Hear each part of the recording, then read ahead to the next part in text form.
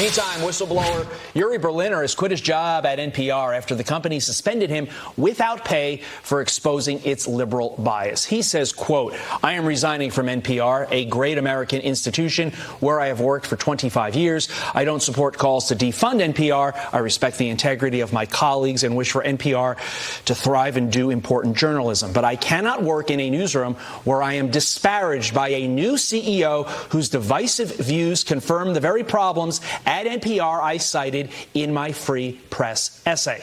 His old boss speaking yesterday as well. Watch. How do we look holistically and make sure that we are ensuring a really wide range of perspectives and views? I think another piece of that is making sure we have active and robust debate in the newsroom from a wide variety of perspectives so that those conversations are being had. But giving people the ability to feel as though that those conversations are welcomed, creating a culture where those conversations are welcomed, those are incredibly important priorities for us in order to be of service to the widest number of people. Active and robust debate. Beverly Hallberg is the president of District Media Group and fellow at the Independent Women's Forum. And Beverly joins us now. Beverly, nothing quite says active and robust debate, funded by your taxpayer dollars, mind you, than more or less forcing out the one guy who tried to start said robust debate. Yeah, she's proving his point. And look, I think if she meant what she was actually saying, I would agree with her. There should be active, robust debate. That's what Yuri Berliner is pointing out. And I think what's so interesting about all of this is that she can't even see it for herself. This is the product of groupthink among the legacy newsrooms where they all agree with each other. They think it is actually their job to point out what Trump is doing, to hide stories if they think it benefits Trump, to cover things in a certain way so that their perspective about COVID and COVID protocols are followed. They think it's about making sure they tell people what to think out there instead of presenting facts, letting people decide for themselves, and giving the public what their taxpayer money should be paying for. Just to set a clear picture of who we are dealing with in this new CEO.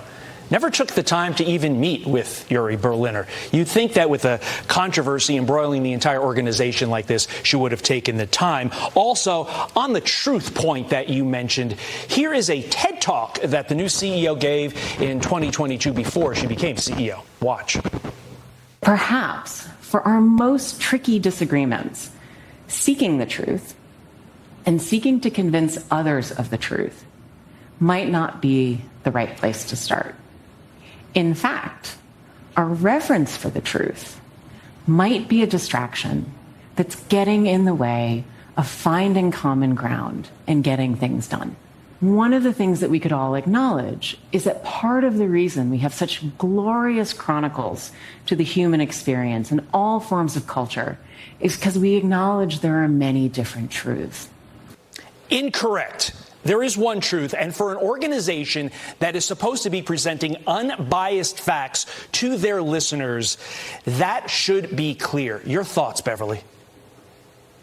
It should be totally clear. And look, I think the reason why Yuri Berliner did pen his essay when he did is because of this new CEO taking over. He had had concerns for a long time. He has records of when he spoke out to leadership at NPR. And I think the reason he did it at this point, knowing he probably was going to be suspended, likely his job was going to be over, was because he knew the CEO was going to double down on all the things that he thought was going wrong in this newsroom. I also think it's important to point out we're in an election year. So how could they potentially be changing the election based on what they decide to cover, the narrative that they cover in reference to that? And again, this goes back to taxpayer money being part of this. If this was a media outlet that was very openly leftist, I would say, well, that's their business model. People can determine whether or not they want to watch or listen or read what they put out. But this is supposed to be a network that is for all people in America. They have a program called All Things Considered, but it's very obvious that not all things are considered these days